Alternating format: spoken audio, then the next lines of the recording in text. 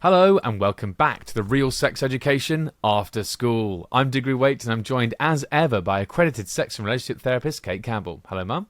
Hello, Diggs. Yes, we're back again for another episode of the Real Sex Education After School. This is the show where you can send in your questions to us, to our accredited sex and relationship therapist Cate Campbell. How are you? Are you excited? I'm excited. More questions for you. Well, I'm baffled because I don't know what they're going to be. Yeah, you never know. So you the never know. excitement of finding out. Exactly. The discovery. Yes. Well, you know what? I'm gonna make you wait just a little bit longer because I want to get your thoughts on this. A friend of mine, asking for a friend. Yeah. Well, I have to. This is me living my Otis era. I've got friends who, but this wasn't necessarily a question. They just told me a story. They went out to a club in South London. If anyone's interested, I can tell you the name. Balham? DM me. You're actually close-ish. Are you close with that? Yeah, kind of close. Fulham. Clapham. Stockwell. Bingo. That's fun, actually. People can try and work out what club it is from there. That was good. Well done. I really thought that was going to be a boring game and you wouldn't get it. And I'd be like, okay, we really need to get this faster. But you did a good job. Anyway, right. She went out. She got with this guy. She said he was absolutely stunning. Like 10 out of 10. Big rugby boy, like really amazing. They went back to her house. Mm-hmm. He asked to film her. And was like really after filming her and said, don't worry, we'll do it on your phone. And then he was filming it on her phone and stuff, and then kept being like, look at the camera. Then they went to go into the shower or whatever, and he kept being like, he was like, can I shave you? I want to shave you, because and if I shave you, then I'll go down you if you let me shave you. And she was like, no, I'm sort of fine as I am. And he was like, yeah, but I really want to do that. And then she was like, no, it's fine. And then when they were still having sex in the toilet or the bathroom, he yeah, not that would have been, yeah. He kept sort of like, she could tell that whilst they were like kissing and stuff, his eyes were open. He was sort of looking at the mirror the whole time, like watching them kiss each other, or maybe just watching himself. And then he said that he had to go and like see a mate at 5:30 in the morning, so he had to leave then. I just wanted to get your thoughts on that, because it sounds like a crazy evening, but is that someone who's in touch with what they like sexually and communicates that well? I don't know. I mean, this is the problem, isn't it? When you're hooking up with somebody, you don't know what they're going to want, really. No. And and I guess a lot of people might be asking questions about how soon they should mention their interests. Yeah. And I'd probably say first time's a bit soon. Yeah, this is the thing, and it's an interesting debate. For a one-night stand, are you allowed to pull those things out straight away? I guess in some ways, like the way I've told the story might not be quite right. It sounds like she said no to a lot of these things. Like he put it on the table, she said no, didn't force her to do any of them. No. So maybe it was like that. It's a fine situation, but this is kind of that's the thing with one-night stands. It's like the kind of the beauty of at least for straight couples, the sexual script is sort of like 2 minutes of missionary in bed. That's great. We're all on board with that. And then, well, that's if you are, but then not everybody is. I mean, some people are hoping that this is going to be a relationship, and when somebody's wanting to shower you and shave you and things like that, maybe you're thinking, no, this is not a relationship. In fact, I've got the ick, and now I've got to do 2 minutes of missionary because I don't know how to say no. Yeah. Which is not okay, by the way. Which is not okay. But it sounds like the good thing is, genuinely, I truly believe she was good at saying no and said it nicely, and this guy wasn't like pushing it too hard. I mean, the phone thing was a bit weird, and now she was like, I've got this video on my phone that's 4 minutes long and I'm too scared to look at. Which is, I don't know. Anyway, I just thought I'd get your thoughts on that. So long as he didn't send it to himself, which he could have done. I don't think so. But maybe this is an issue that we were talking about a few weeks back on the whole sexting thing. Personally, I'd be wary anyway of that. You know me, don't you? I'm always wary of that sort of. I thought, this whole oddness. Be very careful where you tread here. No, Any of this oddness. No, I'm not. There's nothing wrong with liking shaving people or anything like that. But on a first date, I mean, that might be the way they felt. They might not. They might say, I'm really, really honoured that you are sharing your special interests with me. But if you haven't discussed them in advance, or if that is not the context for your meeting up, then really bring your bloody razors with you, did you? And and your 60mm camera, Well, whatever. I've got to tell you, I did hear the other day, this wasn't from a client, so don't worry, but I did hear the other day, somebody told me about somebody, God, I'm going to laugh, somebody that was into shoes and brought a buffer. What's a buffer? A buffer to shine your shoes to the date. Wow. Okay. So this is similar, isn't it?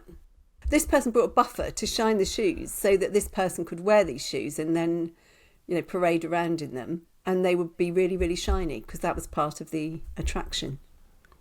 Blimey, there's a lot to unpack there, but I was good to get I sort of think that's the sort of thing you need to build up for, but or speak about beforehand. You can't just spring that on someone. Oh yeah, definitely. And I don't see any reason why, if you're having a date and you're having a nice drink together and you're having a chat, you don't have a proper talk about where you think the relationship's going to go.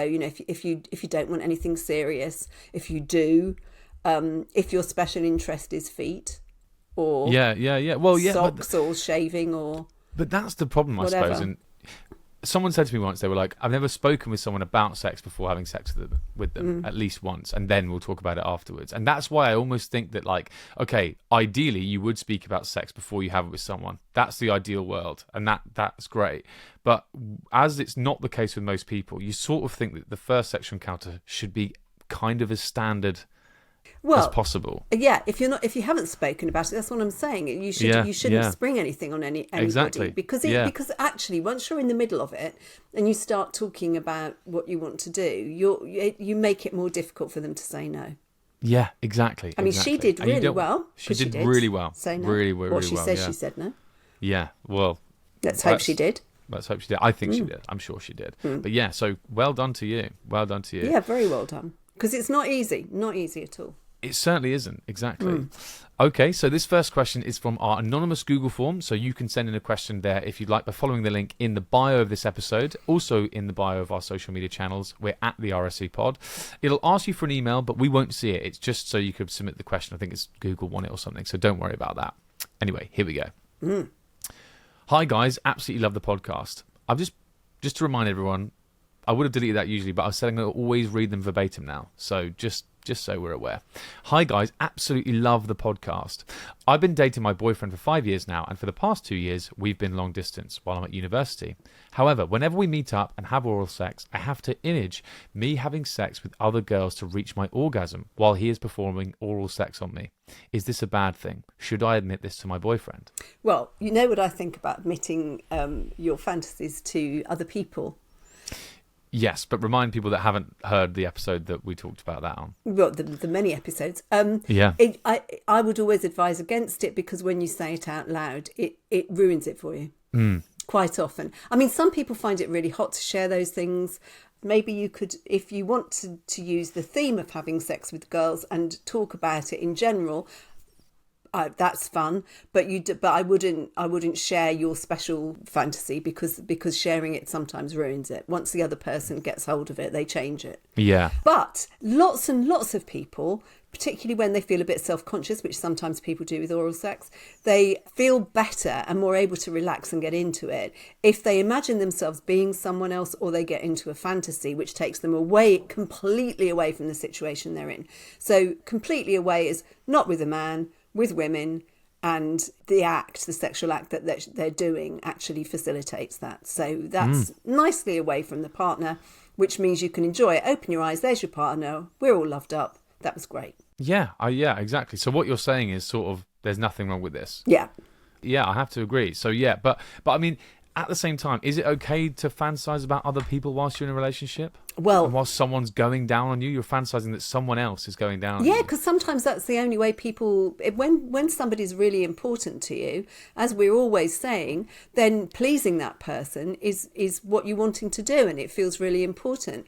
But sometimes it's impossible to please them, either by doing whatever they like because you're worried you're not doing it properly, or by responding to them so that they'll be pleased that they've pleased you, if you see what I mean. That's known as response pressure, and lots of people have that, particularly with that particular sexual act. because they feel, oh, I'm taking too long, his jaw will start to ache, or her, So what I would advise, and what lots of people would advise, is to fantasize and to get yourself right out of it, so that you're not thinking about your partner, even though you know bloody well it's your partner. You can have your nice little fantasy, you open your eyes, there's your partner, we're all good, and that's fine. You haven't done anything wrong, you've just had a thought in your head, or a series of thoughts, series of mind-blowing thoughts. Yeah, exactly. And so she, again, I apologise. I think there will be people at home who have questions like this. Isn't she just gay? What? What utter nonsense. No. Yeah. I mean, she might be gay or bisexual, and good for her. But that's not necessarily the case. It's about being turned on by watching, in this case, isn't it? Or by pretending to be part of. That's a fantasy. That's not something that you actually want to happen. It's something that you're experimenting with in your head. And why not? And women are much more likely to be aroused by watching women having sex with women, men having sex with men, if they're straight, because they just identify with the pleasure that people are having, not with the act. So, I think this always reminds me.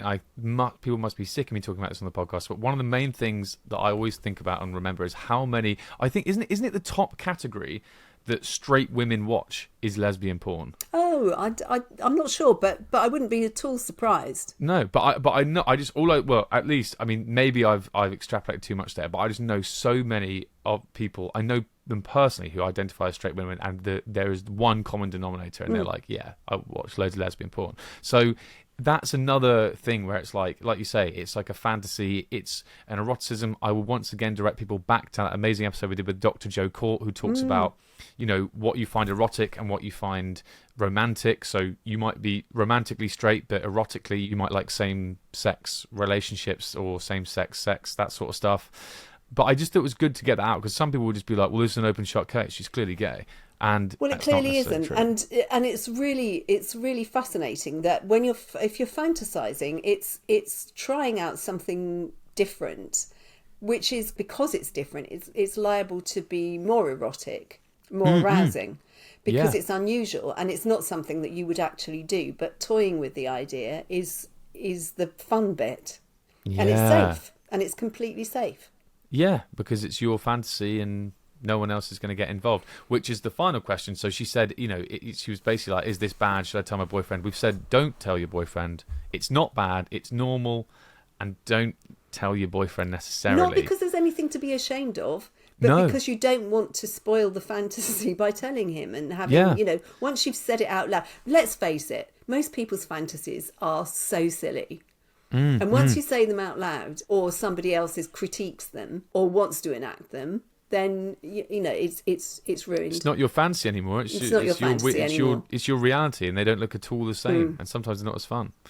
Yeah. Okay, brill. So yes, you're not bad. You're fine. Keep at it.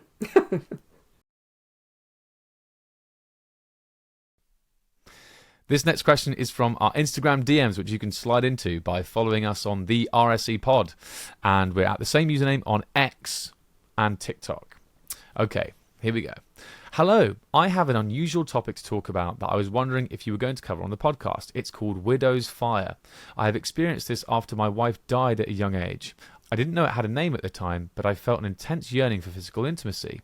There is a guilt and shame that comes with grief, but I know what's in my heart. I had a fling with someone, but I wasn't ready for another relationship. I even met with a sex worker and ended up feeling like the worst kind of selfish and toxic man.